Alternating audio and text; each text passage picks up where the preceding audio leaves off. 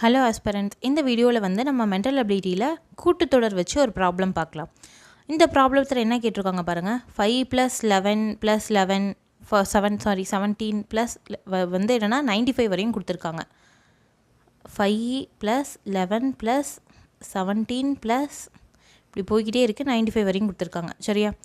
இப்போ எல்லாத்துக்கும் உள்ள வித்தியாசம் என்ன அப்படின்னு முதல்ல பாருங்கள். 6, இதுக்கும் உள்ள வித்தியாசம் 6. ஓகே, எல்லாத்துக்கும் 6 6 6 அப்படின்ற வித்தியாசத்தில் கூட்டிக்கிட்டே போகிறாங்க. 95 வரைக்கும் இருக்குது. நம்மளுக்கு இதோட கூட்டுத்தொகை என்ன அப்படின்னு சொல்லி கேட்டிருக்காங்க. இப்போ இதோட வித்தியாசம் D = என்னன்னு நம்மளுக்கு தெரியும், 6. சரியா? இப்போ எவ்வளோ என்னன்னு தெரிஞ்சால், எத்தனை நம்பர் ஆஃப் டேர்ம்ஸ் இருக்குது, எவ்வளோ நம்பர் கொடுத்துருக்காங்க அப்படின்னு தெரிஞ்சால் தான் நம்ம கூட்டுத்தொகையை கண்டுபிடிக்க முடியும். ஸோ N = என்ன அப்படின்னு முதல்ல நம்ம கண்டுபிடிக்கணும். அதுக்கு நம்மளுக்கு ஒரு ஃபார்முலா இருக்குது. கடைசி நம்பர் L வச்சுட்டு ஒரு ஃபார்முலா கொடுத்துருப்பாங்க.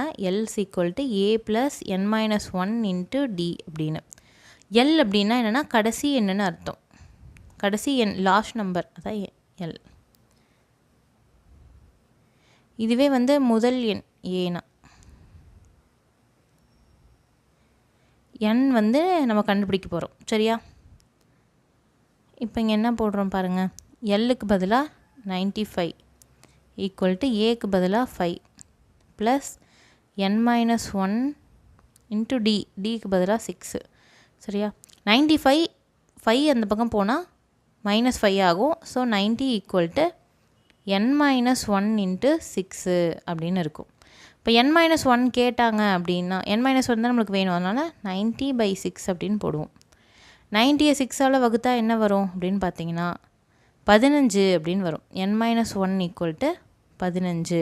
அப்போ n = இந்த -1 அங்கே போனால் +1, அதனால் 16 அப்படின்னு ஆகும். சரியா?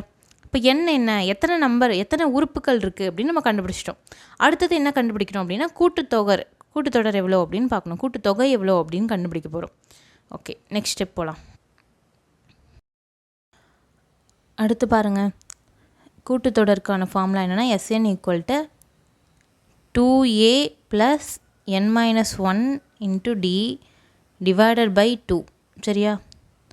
இங்கே n அப்படின்னு வரும். அடுத்தது என்னென்னா அப்படியே சப்ஸ்டியூட் பண்ணலாம் வேல்யூஸ்லாம்.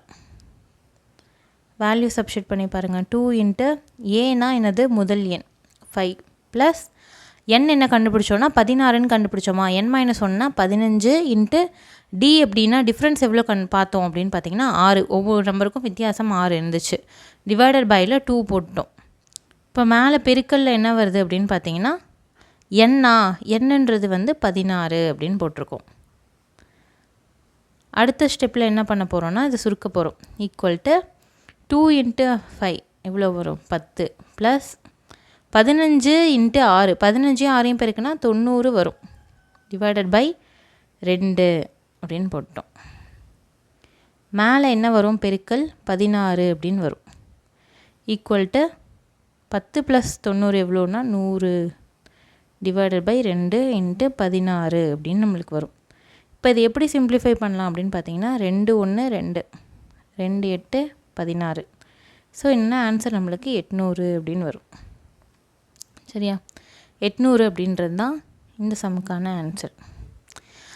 இந்த மாதிரி கூட்டுத்தொடர் சம் கேட்டால் ஒன்று வந்து எத்தனை உறுப்புகள் இருக்குது அப்படின்னு சொல்லிட்டு கடைசி நம்பரும் கொடுத்துருந்தா நம்ம ஈஸியாக சம் போட்டுடலாம். இதுவே வந்து எத்தனை உறுப்புகள் இல்லை அப்படின்னா நம்ம முதல்ல எத்தனை உறுப்புகள் இருக்குது அப்படின்னு என்ன கண்டுபிடிக்கணும்.